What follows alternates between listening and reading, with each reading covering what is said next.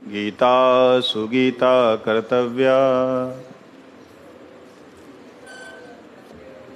किमन्यशास्त्रविस्तरै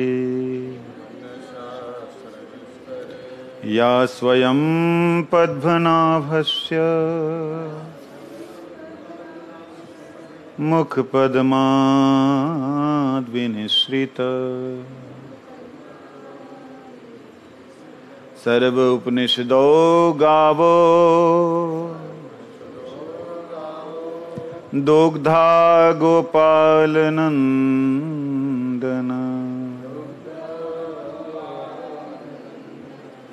पार्थो वत्स सुधीर भुक्ता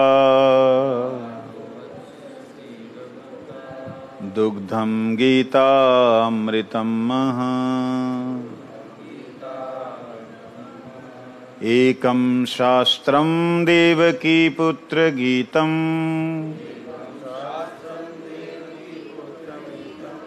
एको देवो देवकी पुत्र एव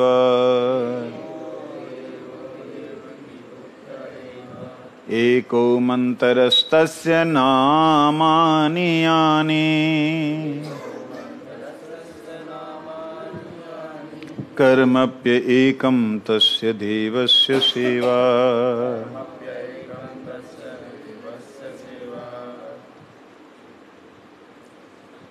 21 नंबर श्लोक 21 ही ना? है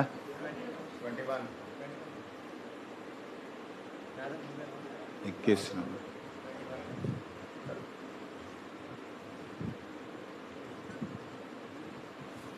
दसवां अध्याय 21 नंबर श्लोक।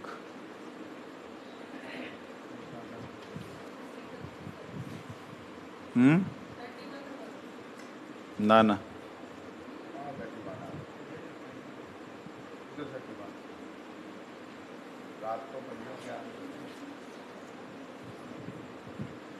प्रहलाद का कहाँ आया? प्रहलादा नाम दैत्यम कहाँ आया प्रहलाद का? 21 नंबर। आदित्यानामहं विष्णुर्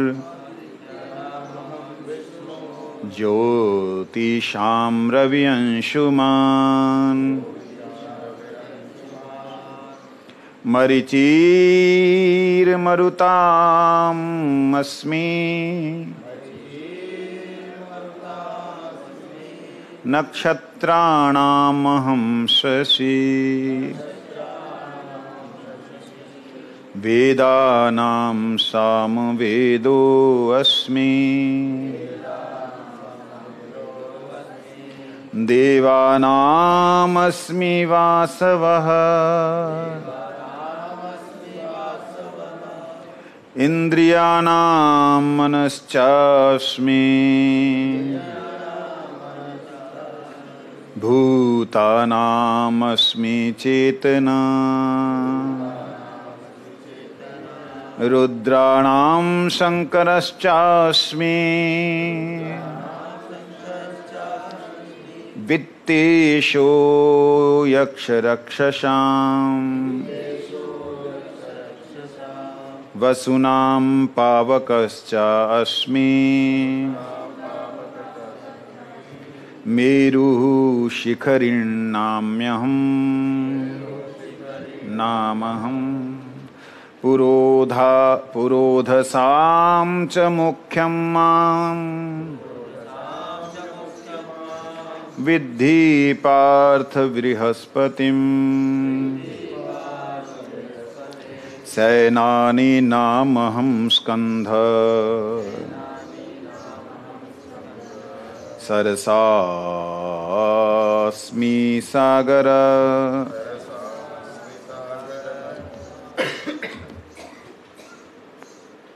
महर्षीणां भृगुरहं गिरामस्यमेवक्षरम् अस्यमेव एकमक्षरम् यज्ञानां जपयज्ञेऽस्मि स्थावराणां हिमालयः अश्वतः सर्ववृक्षाणां देवर्षीणां च नारद गन्धर्वाणां चित्ररथः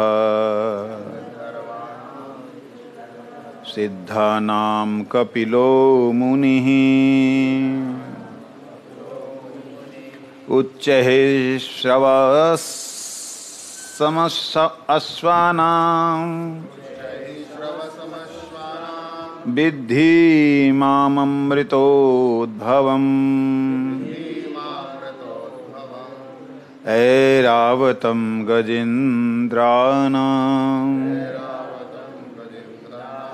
नराणां च नराधिपम् आयुधानामहं वज्रम् धेनुकानामस्मि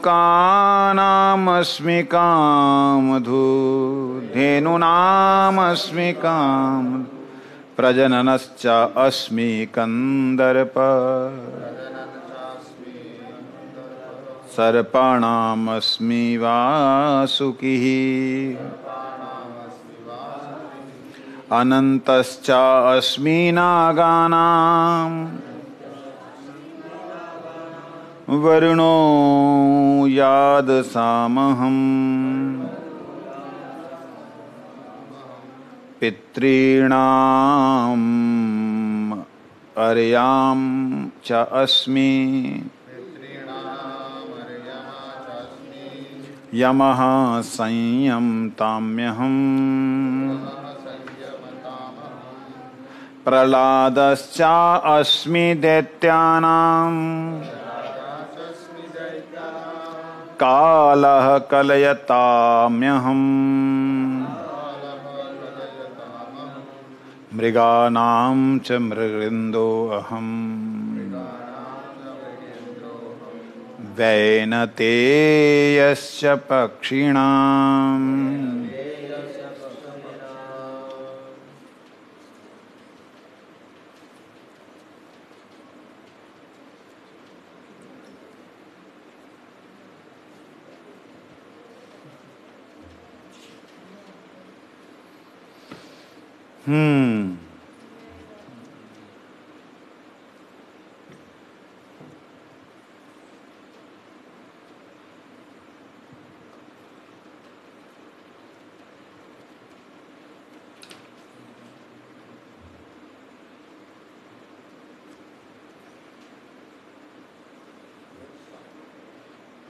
सातवें अध्याय का अंतिम पड़ाव है।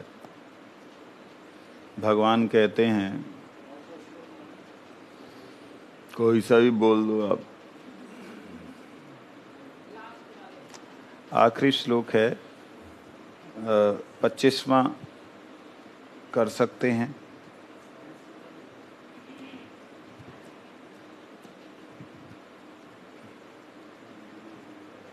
ना हो गया था। भगवान कहते हैं इच्छा द्वेष से सुख दुख से उत्पन्न जो अज्ञानता है उसे प्राप्त जो जीव है मुझे नहीं प्राप्त कर सकता, परंतु येषां त्वंत गतम पापम जनानां पुण्य कर्मणाम ते द्वंद्व मोह विनुर्मुक्ता भजन्ते माम दृढ़व्रता। जो इस प्रकार से निष्काम भाव से श्रेष्ठ कर्मों का आचरण करने वाला, हमने सुनना था साधि देवम, वो लेके आना ग्रंथ, साधि देवम साधि यज्ञम, उसके बारे में श्रवण करना था। याद है? बढ़िया है, वर्तमान में जियो, क्या जरूरत है याद करने की, और क्या इसको।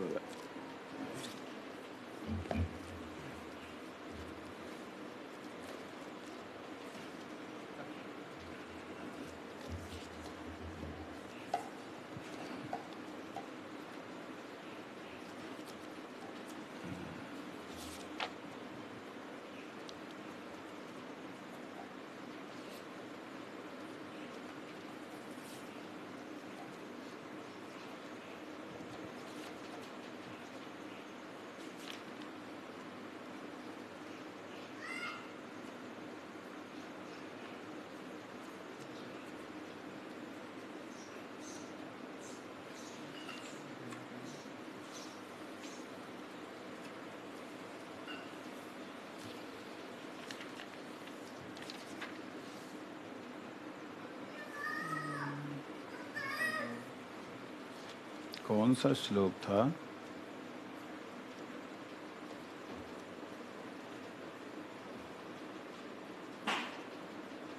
सातवें अध्याय का 30वां।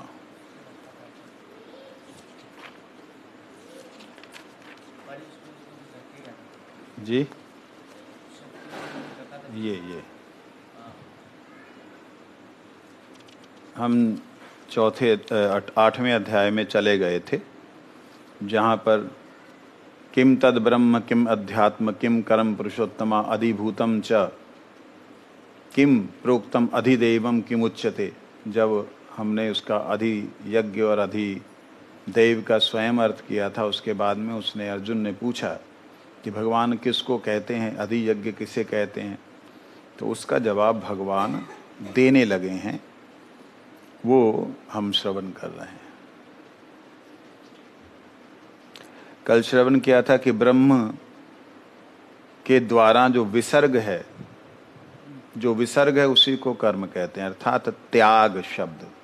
क्या त्याग? शांत रहने वाला ब्रह्म जो क्रियाशील नहीं है, क्रिया नहीं करता, जब वो क्रिया करना त्याग दे तो कर्म शुरू होता है।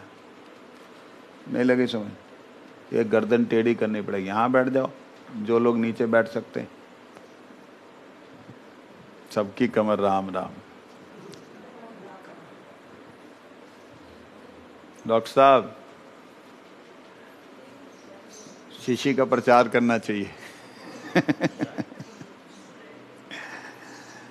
तो कल को हम लोगों ने श्रवण किया, क्या हुआ प्रभु? कल श्रवण किया कि त्याग, भगवान के द्वारा त्याग। किस वस्तु का? भगवान, अर्थात ब्रह्म शांत है, क्रिया नहीं करता, कोई कर्म नहीं। उसका ये कर्म नहीं करने का त्याग करना ही प्रथम कर्म है, विसर्ग। शब्द कल आए थे 3। क्या क्या था? सर्ग और प्रलय में, महासर्ग और महाप्रलय में। सर्ग का मतलब प्रलय, महासर्ग मतलब महाप्रलय, और यह विसर्ग मतलब त्याग। ना भावो विद्यते सत। इस प्रकार से कल हम लोगों ने श्रवण किया। आज भगवान उसके आगे की बात कहते हैं, 8वें अध्याय का 4था श्लोक। अधिभूतं क्षरो भावः पुरुषश्चा अधिदैवतम् अधियज्ञो अहमेवात्र देहे देहभृतां वरा। देवभृतां वरा। हे देहधारियों में श्रेष्ठ अर्जुन। देहधारी, देहभृत, वर मतलब श्रेष्ठ। ये देहधारी प्राणियों में श्रेष्ठ अर्जुन, क्षरः भाव अर्थात नाशवान पदार्थ अधिभूत है,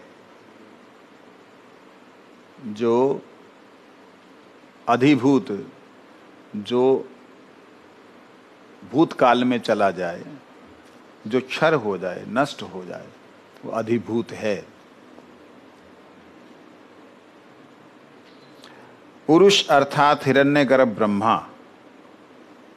वो क्या है? अधिभूत। और अधिदैव कौन है? पुरुष अर्थात हिरण्यगर्भ ब्रह्मा जो है वो अधिदैव है।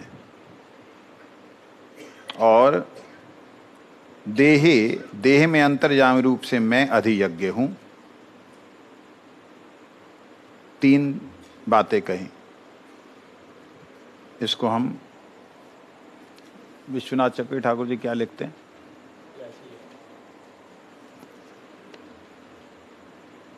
क्षरो नश्वरो पदार्थ भाव पदार्थो घट पट आदि अधिभूतम अधिभूत शब्द वाच्य पुरुष समष्टि विराट अधिदैवतम अधिदैवत शब्द वाच्य अच्छा, विराट अधिदैव शब्दवाच्य। अधिकृत्य वर्तमानानि सूर्यादि दैवतानि यत्र इति तन्निरुक्ते अत्र देहे अधि यज्ञौ यज्ञादि कर्म प्रवर्तकौ अंतर्याम्यहं मदांशकत्वात् अहमेव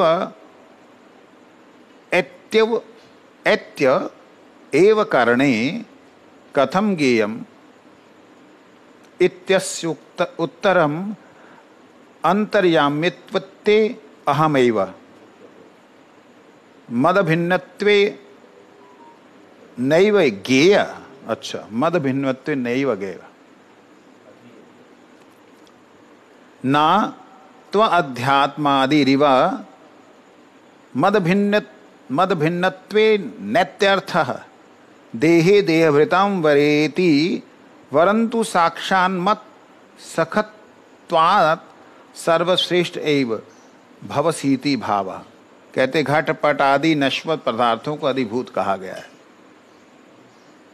सूर्य आदि देवताओं को अधिकृत कर अधिष्ठता कृत अधिष्ठात्री रूप में से जो समष्टि विराट पुरुष वर्तमान है उसे अधिदैव कहा गया है। जीवों की देह में अवस्थित यज्ञादि का प्रवर्तन करने वाला अंतर्यामी परमात्मा मैं हूँ, वे मेरा ही अंश है, क्योंकि मुझसे अभिन्न है, इसलिए अंतर्यामी रूप से मैं ही जानने योग्य हूँ।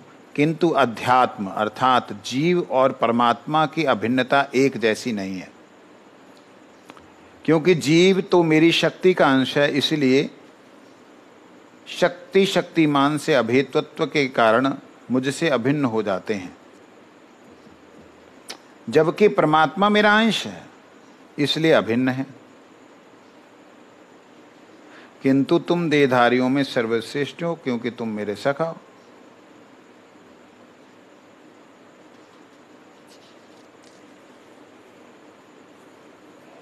समझ आया?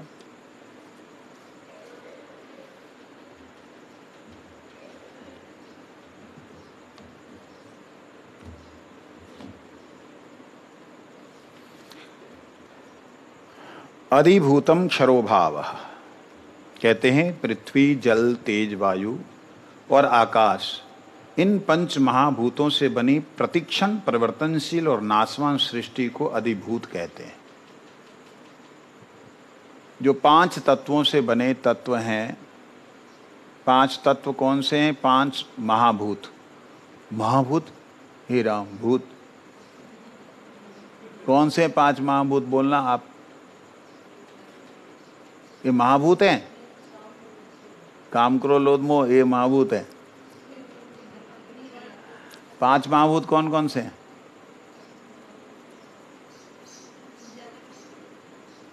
आप बोलो बोलो फटाफट। और कुछ दिखता नहीं? ये पंच महाभूत हैं। क्या है ये?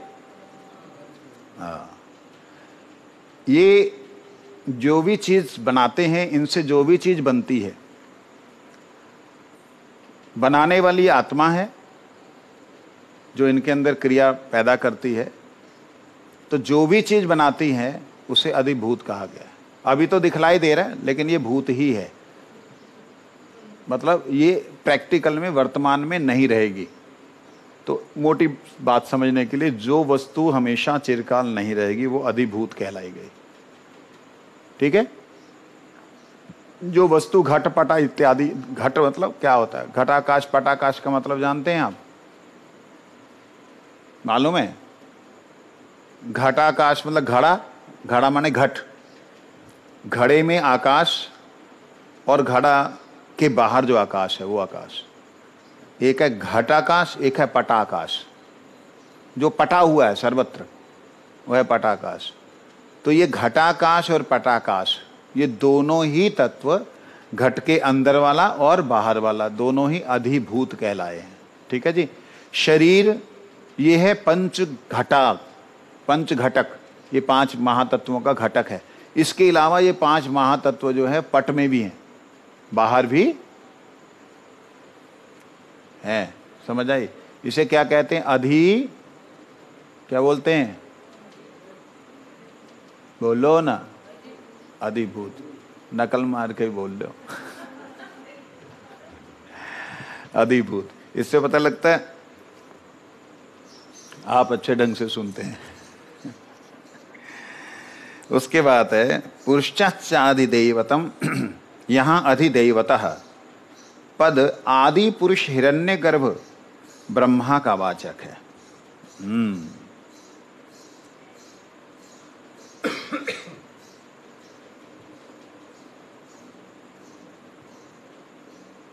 जो ब्रह्मा जी हैं उनका वाचक है ये अधिदेवता, मतलब देवताओं की शुरुआत के पहले देवता। जितना भी भूत प्राणी हैं उन भूत प्राणियों की शुरुआत के पहले भूत अधिदैव, अधिभूत, अधिदैव। ठीक है, समझ आ गया? अधिभूत हो गए पंचमहाभूत, अधिदैव हो गए ब्रह्मा जी, पहले देवता।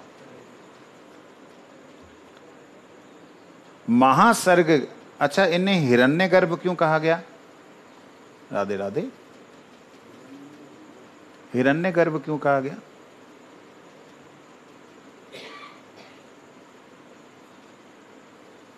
हिरण्यगर्भ भगवान विष्णु जो हैं उन्हें हिरण्य कहा गया है। महाविष्णु, गर्भोदशाई महाविष्णु को उन्हें हिरण्यगर्भ कहते हैं। उनसे उत्पन्न हुए, जो उनसे पैदा हुए, उनसे जन्म हुआ, उन्हें हिरण्यगर्भ कहते हैं। ठीक है।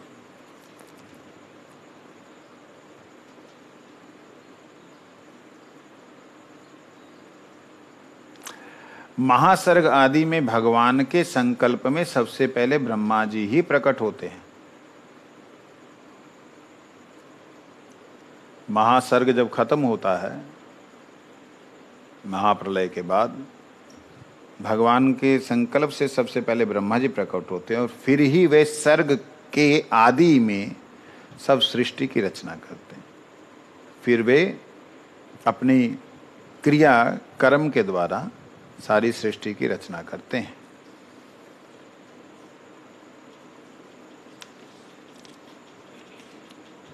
अधियज्ञो अहमैवात्र देहे देहभृतांबरा। हे देहधारी अर्जुन, देहधारियों में श्रेष्ठ अर्जुन, इस देह में अधियज्ञ मैं हूं, अर्थात इस मनुष्य शरीर में अंतर्यामी मैं ही हूं।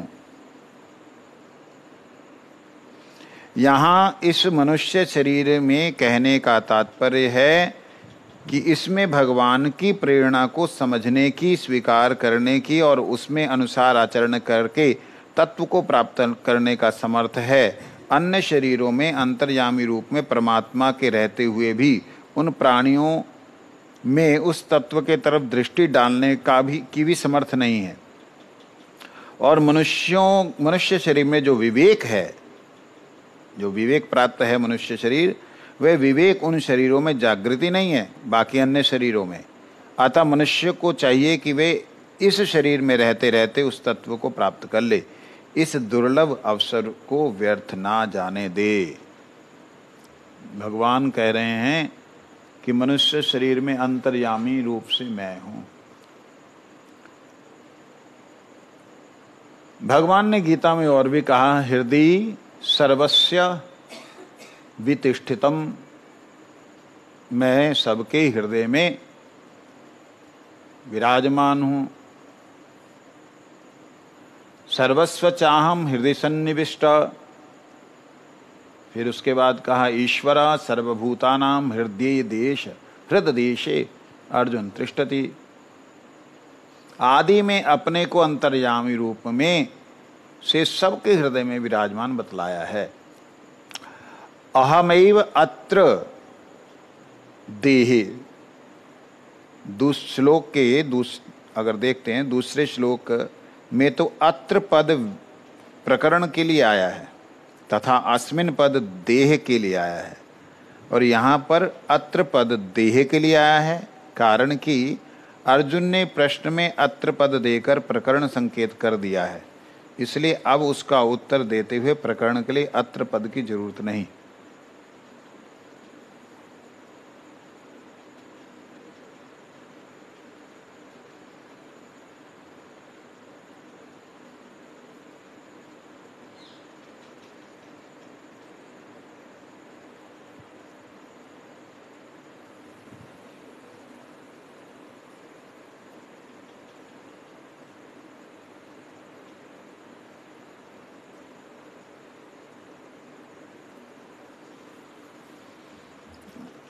यहाँ पर भगवान कहते हैं अधियज्ञो अहम एव अत्र देहे। अत्र देहे शब्द आया तो उसके लिए कहते हैं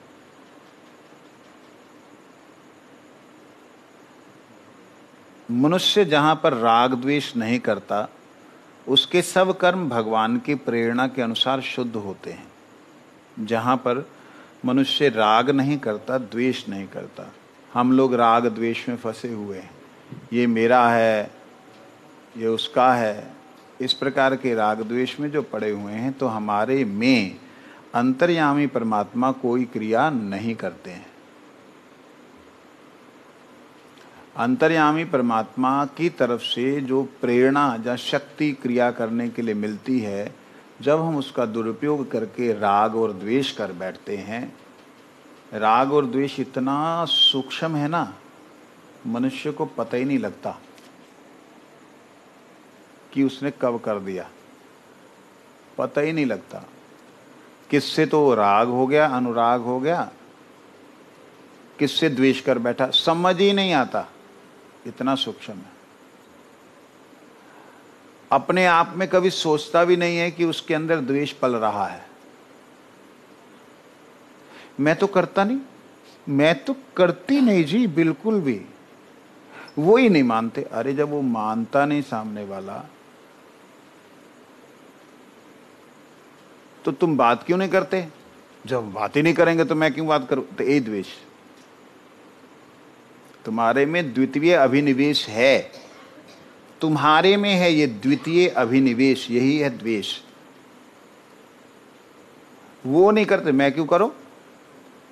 ठीक है, ना करो। जहां तो राग द्वेष से मुक्त हो जाओ की बात नहीं करते, इन दोनों से अलग है भैया। प्रेम भी नहीं किसी से और द्वेष भी किसी से नहीं, किसी से कोई मोहब्बत नहीं, किसी से कोई तड़पन नहीं। इस प्रकार से अगर स्थिति है, तब कहते हैं वह भगवान अंतर्यामी रूप से जीव के हृदय में क्रिया करते हैं।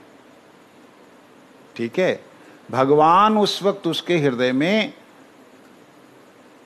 क्रिया करने वाली शक्ति जो प्रदान करते हैं, उससे वो शुद्ध हो जाता है, अर्थात बंधन कारक नहीं होते। और जहां वे राग द्वेष के कारण भगवान की प्रेरणा अनुसार कर्म नहीं करता, उसके कर्म बंधन के कारण होते हैं। कारण कि राग और द्वेष मनुष्य के महान शत्रु हैं, तीसरे अध्याय के 44वें श्लोक में कहा गया है। तात्पर्य ये हुआ कि भगवान की प्रेरणा से कभी निषिद्ध कर्म होते ही नहीं। श्रुति स्मृति भगवान की आज्ञा से है। श्रुति स्मृति मामैवाज्ञे, अर्थात भगवान श्रुति और स्मृति के विरुद्ध प्रेरणा कैसे कर सकते हैं? नहीं कर सकते। निषिद्ध कर्म तो मनुष्य कामना के वशीभूत होकर ही करता है।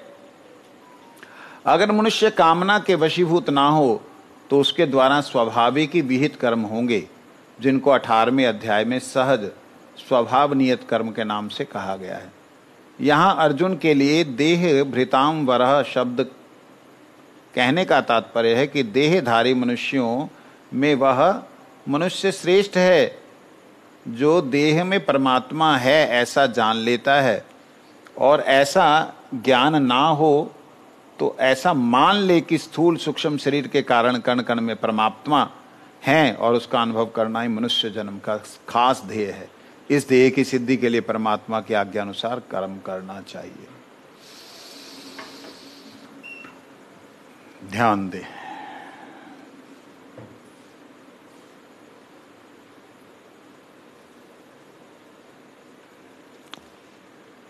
जब हम परमात्मा को अनुभव करें कि वो हैं, जब हम परमात्मा को अनुभव करें कि वो हैं, तब हम परमात्मा के अनुसार जहाँ उसके द्वारा प्रेरित होकर के जहाँ उसके द्वारा फोर्सफुली कर्म करते हैं। ठीक है, जब हम ऐसा नहीं समझते तब हम स्वयं को अकेला पाते हैं, और अकेला पा करके हम दूसरे को प्यार करने वाला खोजते हैं, दूसरे को समझते हैं कि ये हमसे राग कर, द्वेष कर रहा है, तब हम दूसरा ढूंढते हैं। जब स्वयं में है तो जैसे परमात्मा सबसे प्रेम करते हैं, जैसे परमात्मा का सबसे व्यवहार है, वैसा ही हम सबसे व्यवहार करते हैं, करेंगे। ना किसी से प्रेम मतलब राग अनुराग, ना किसी से द्वेष का मतलब उसकी हिंसा, इसमें हम लोग नहीं पड़ेंगे। तो कहने का अभिप्राय, जब सभी जीवों में परमात्मा के रूप में अंतर्यामी रूप से परमात्मा विराजमान है, तो उसको हम फिर बंधन में कैसे समझेंगे? वो बंधा हुआ है, माया में फंसा, उसे कैसे मानेंगे? तो परमात्मा भी माया में फंसा हुआ है, वो तो जीव के अंदर फंसा हुआ है। माया में जीव फंसा और परमात्मा जीव के अंदर फंसा। इस दृष्टि से तो ऐसे लगेगा। हमारी श्रद्धा बोलती नहीं, भगवान बोलते हैं हाँ, ध्यान दें। इसका मतलब केवल इतना समझिए कि भगवान विद्युत की तरह, करंट की तरह हमारे को, हमारे शरीर में है। मतलब आत्मा जो क्रिया करने की, आत्मा की जो सामर्थ्य है, आत्मा का क्रिया करने का जो सामर्थ्य है, वो सामर्थ्य ही परमात्मा है। इस भाव से अगर कोई जुड़ जाए तो फिर वो परमात्मा से अलग नहीं है। लेकिन इस भाव से ना जुड़े तो फिर सारा बंधन ही बंधन है। ठीक है ना? आत्मा में क्रिया करने का सामर्थ्य ही परमात्मा है। शरीर में क्रिया करने का समर्थ आत्मा है। शरीर क्रिया आत्मा के बिना नहीं कर सकता, आत्मा क्रिया परमात्मा के बिना नहीं कर सकती। इसको ऐसे समझना होगा कि किरणों के बिना हमारे इस धरातल पे अंधेरा है। ठीक है ना? प्रकाश के बिना हमारे इस धरातल पे अंधेरा है, लेकिन वास्तविकता में प्रकाश ही पृथ्वी के लिए सूरज का कार्य करता है। प्रकाश ही पृथ्वी के लिए सूर्य का कार्य। वास्तविकता में सूर्य कार्य नहीं करता है प्रकाश को फैलाने के लिए। बोलो वृंदावन। सूरज काम नहीं करता कि मैं प्रकाश को फैलाऊं। राधे राधे डॉक्टर साहब। होना अलग चीज है, फैलाना अलग चीज है। सूरज से प्रकाश होता है ये अलग बात है, लेकिन सूरज प्रकाश फैलाता है ये अलग बात है। सूरज प्रकाश फैलाता नहीं है, प्रकाश स्वाभाविक रूप से फैल जाता है। ऐसे ही हम जितनी भी आत्माएं हैं, ये परमात्मा के प्रकाश का अंश मात्र हैं। जिस प्रकार से प्रकाश के अनुकूल देखने पर, मतलब उस किरण के अनुकूल देखने पे आपको सूरज दिखलाई देता है, इसी प्रकार से आत्मा के अनुकूल क्रिया करने पर हमें परमात्मा का अनुभव होता है कि वो अंतर्यामी रूप से विराजमान है। हम आत्मा के अनुकूल, परमात्मा के अनुकूल जब कार्य नहीं करते तो हमें दूसरा व्यक्ति में राग द्वेष, और हम उसी अनुसार कार्य करने लगते हैं। तो इसलिए यहां पर कहते हैं, एक यहां ग्राफ बना के दिखाया है।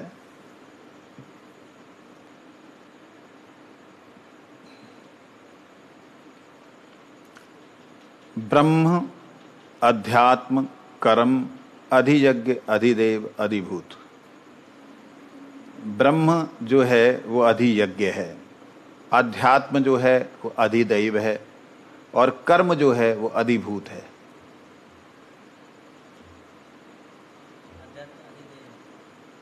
अध्यात्म अधिदैव किस तरीके से है, इसको थोड़ा सा देखते हैं। तात्विक दृष्टि से तो सब कुछ वासुदेव ही हैं। 7वें अध्याय के 39वें श्लोक में भगवान ने कहा है। 7वें अध्याय का 39वां श्लोक क्या कहते हैं?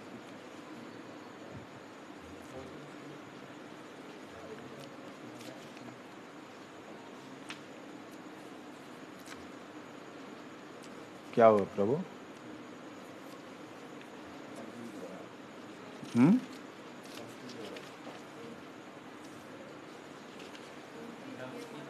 हम्म?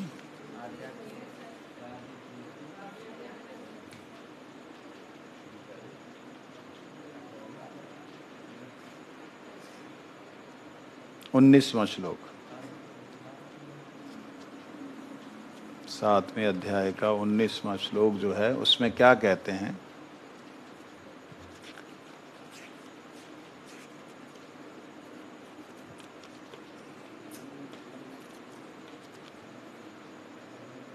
बहुनाम जन्मनाम अन्ते ज्ञानवान माम प्रपद्यते वासुदेवः सर्वम इति स महात्मा सुदुर्लभ। जो वासुदेव सर्व सब में है, इस बात को जो समझ लेता है वो महात्मा सुदुर्लभ है। तो उसके लिए कोई भी कर्म गलत नहीं है, कोई भी व्यक्ति गलत नहीं कर रहा है। अगर कोई व्यक्ति किसी के प्रति हिंसा कर रहा है, द्वेष कर रहा है, मार काट कर रहा है, तो भी वो वासुदेव ही कर रहे हैं। ऐसा हो सकता है? ऐसा सोच सकता है? उसकी क्या इच्छा है? वासुदेव ही है। वासुदेव सर्वमिति, सब कुछ ही। इसका अर्थ समझना होगा, नहीं तो अर्थ का अनर्थ हो जाएगा। किरणों से ही रंग रूप रेख इत्यादि जो कुछ दिखाई देता है, किससे दिखलाई देता है? प्रकाश से ही। प्रकाश ही सारी सृष्टि में रूप का कारण है। प्रकाश ही सारी सृष्टि में, बोला करो पीछे, है ना? हाँ, प्रकाश ही सारी सृष्टि में रूप का कारण है। प्रकाश के बिना कोई भी रंग नहीं बनता। इसलिए सारे रंगों का कौन कारण हुआ? प्रकाश। क्या प्रकाश है कारण या सूरज है? सूरज है। सूरज है।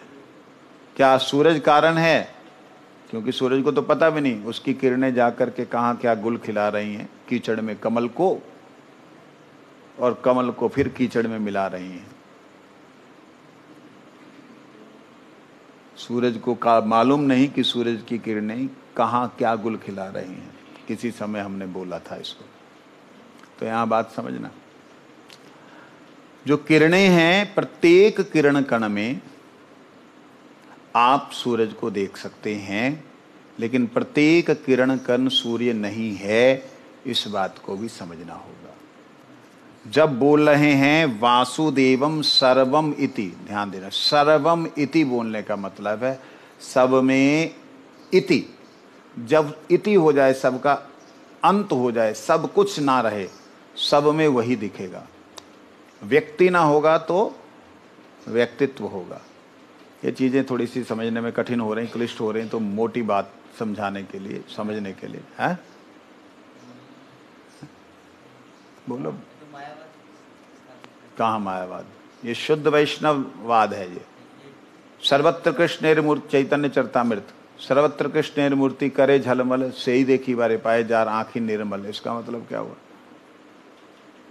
सर्वत्र श्री कृष्ण की ही श्री मूर्ति है, झलमल झलमल कर रही है। वही देख सकता है जिसकी आंखें निर्मल है। ये तो कविराज गोस्वामी बोलते हैं। अब ये मायावाद हो गया। आगे सुनो, नाम, रूप, गुण, लीला, धाम, परिकर, ये सब क्या है? कृष्ण है। गलत है? हो कर रहा है। गलत तो नहीं है। इसका अभिप्राय समझना होगा। अब मैं समझा देता हूं। सूरज तल, सूरज का जो तल है, स्थल जिसको कहते हैं, सूरज स्थल, सूरज देव, सूरज देव, सूरज स्थल, सूरज की लपटें, लपटों से निकलने वाला तेज ऊर्जा जिसमें कुछ भी आएगा जल के भस्म हो जाएगा। और उसके बाद में किरणें, किरणें गई हजारों खरबों किलोमीटर दूर, वो सब किस में है? सूरज में। सूरज में ही है ना, सूरज से ही है ना, सूरज के द्वारा ही है, सूरज से अभिन्न ही है, सूरज से अलग तो नहीं, फिर भी सूरज नहीं है। समझ आई बात? नाम रूप गुण लीला धाम परिकर, जब शब्द आ रहे हैं तो शब्द के साथ वह वस्तु भी है।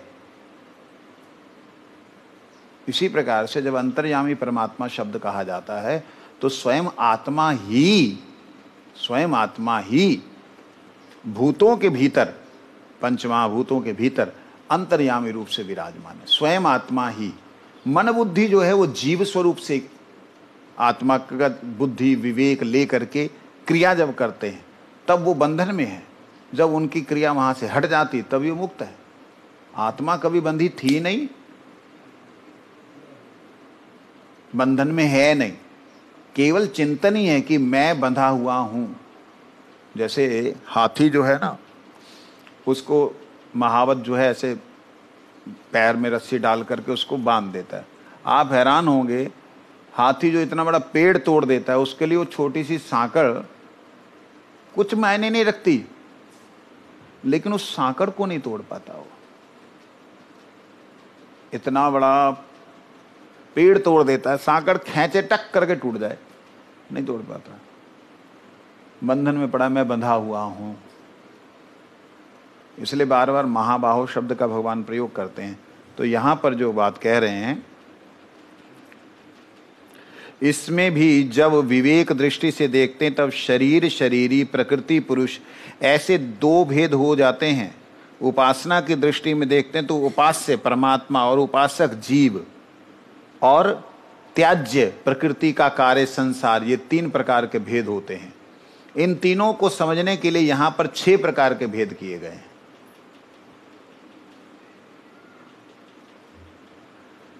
संसार के कार्य, उपासक जीव, उपास्य परमात्मा, ये 3 है ना। समझ आई बात? संसार के कर्म, उपासक और उपासक, ये 3 है। इन तीनों को समझने के लिए यहां 6 भेद किए गए हैं। परमात्मा को 2 भेद से बोला गया, 2 तरीके से परमात्मा को कहा गया। एक है निर्गुण और अधियज्ञ सगुण। ब्रह्म को निर्गुण कहा गया है और अधियज्ञ उसे सगुण कहा गया, उसे परमात्मा कहा गया। ठीक है।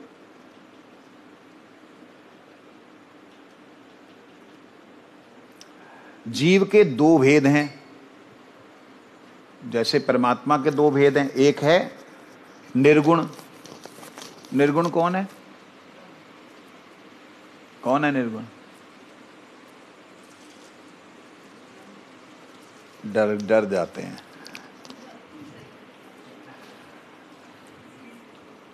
ब्रह्म निर्गुण है, अभी बोला मैंने। और सगुण कौन है?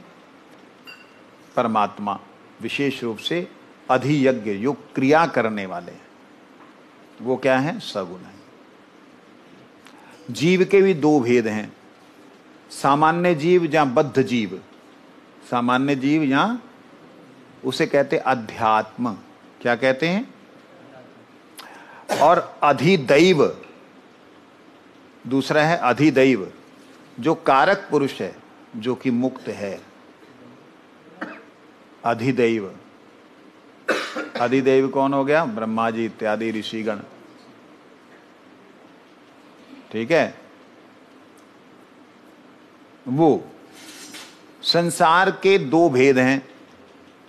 एक है कर्म, जो कि परिवर्तन का पुंज है, जो बदलता रहता है, और है एक अधिभूत, जो पदार्थ है। थोड़ा इसे समझ लीजिए। संसार के भी 2 भेद हैं। एक तो है परिवर्तनशील, क्या है? मेरा शरीर। और एक है अपरिवर्तनशील। जो अपरिवर्तनशील है उसे कहते हैं अधिभूत। क्या बोलते हैं? शुरुआत वाला, वो पंचमहाभूत। ठीक है ना। लेकिन पंच महाभूतों से बना हुआ ये शरीर, ये क्या है? परिवर्तनशील। इसे कहते हैं कर्म। किसका कर्म हुआ? पंच महाभूतों का। किसने किया? अधियज्ञ ने ना, अधिदैव ने, ब्रह्मा ने किया। करके क्या बना दिया? ये अधिभूत बना दिया। अधिभूत से कर्म किया, वो ये सारे शरीर बन गए। ये बातें सुनने की क्या जरूरत है? हरिनाम करो ना। किसी किसी का दिमाग ऐसा भी चल रहा है, क्या इतनी बातें सुनने की जरूरत है? बस सिंपल सी बात है, भगवान सर्वशक्तिमान है, हम श्री कृष्ण की उपासना करते हैं, वो कारणों के कारण है, वो परमेश्वर है, बस। और कोई जानने की जरूरत क्या है हमको? बेकार में इतनी लंबी चौड़ी बातें खींचातानी कर रहे हैं। सुन लीजिए, ये क्यों बोला जा रहा है, क्यों समझा जा रहा है? जब तक आप अपने आप को इस शरीर से भिन्न, इस शरीर में नहीं देख सकते। डॉक्टर साहब क्या कहा मैंने?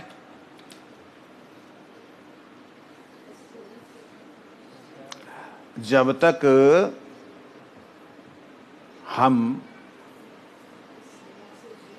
इस शरीर से भिन्न, इस शरीर से अलग अपने आप को इस शरीर में नहीं देख सकते, जब तक नहीं देख सकते इस शरीर से अलग, इस शरीर में हूं, जब तक नहीं देख सकते, तब तक आपका किया गया हरिनाम पुण्य कर्म है।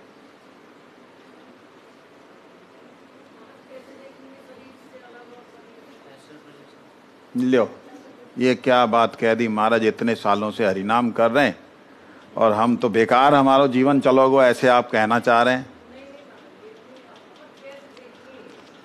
तुम हो ही अलग। रात को सपना देखती हो, तब तो तुम्हारा ये शरीर ना होवे जो कहा होवे, वो है क्या? सपने में कल्पना ही तो एक काल्पनिक शरीर ही तो है। तो देखने वाला जो तत्व अलग है, उसको देखने वाला तत्व अलग है ना। सपने को तो वो देखने वाला है कि आज सपना आया, आज ये सपना आया, आज कोई सपना ही नहीं आया। उस तत्व को इस शरीर से अलग समझना, जब इस शरीर से अलग समझते हुए उस तत्व अर्थात मैं, नॉट उस तत्व, वो तत्व कोई अलग नहीं, वो मैं हूं, उस स्थिति में बैठ करके जिस दिन हरि नाम होगा उस दिन भगवान साक्षात होंगे। ये सब बातें जो कई बार मैं ऐसे बोल जाता हूं, ये गुरु कृपा के अनुभव की बातें हैं। आप किसी भी वस्तु, किसी भी स्थिति और किसी भी परिस्थिति में क्यों ना हो, आप उससे अलग रह सकते हैं। तो इस शरीर से अलग मैं हूं, मेरी सत्ता अलग है, इस बात को इस शरीर में जिसने अनुभव कर लिया, ये बात वही बात समझा रहे हैं। अधिभूत बोलने का मतलब है पंचमहाभूत, उसके कर्म बोलने का मतलब उसके द्वारा जो किए गए कर्म हैं।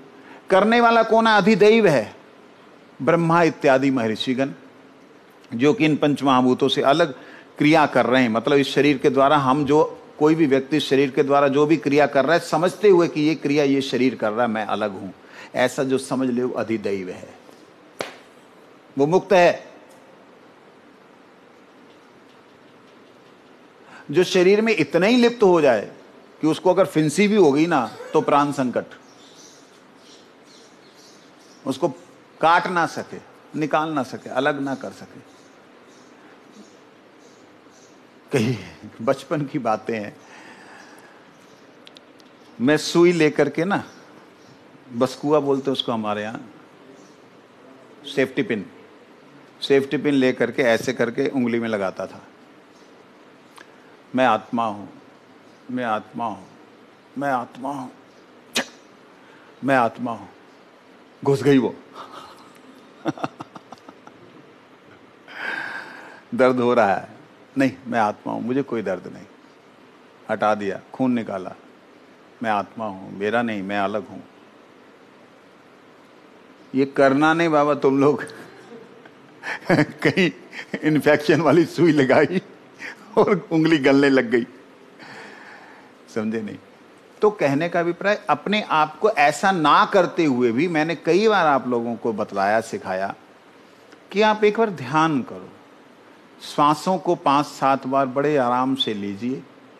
लेते हुए एक झटके से आप 8वें और 10वें श्वास पर आके फटाक से कुछ ऐसा झटका दीजिए कि आप पूरी तरह शरीर से अलग हो गए और आप शरीर को चारों तरफ से देखिए। वहीं आपका शरीर बैठा है, आप चारों तरफ घूमते उसे देख रहे हैं। मैंने ट्रेन में भी कई बार लोगों को कराया। ये तो बड़ा आसान तरीका है, आपने कल्पना ही करनी है और बात सत्य है। आज सत्य की कल्पना करनी पड़ रही है, ये सबसे बड़ी आश्चर्य की बात है।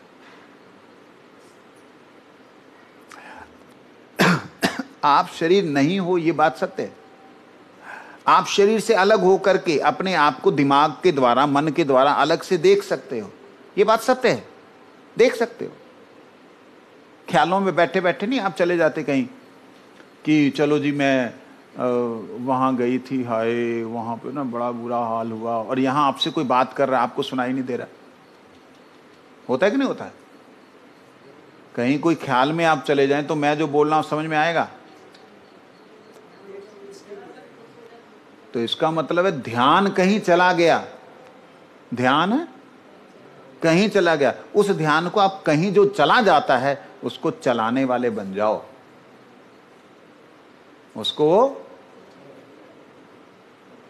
मुक्त हो जाओगे।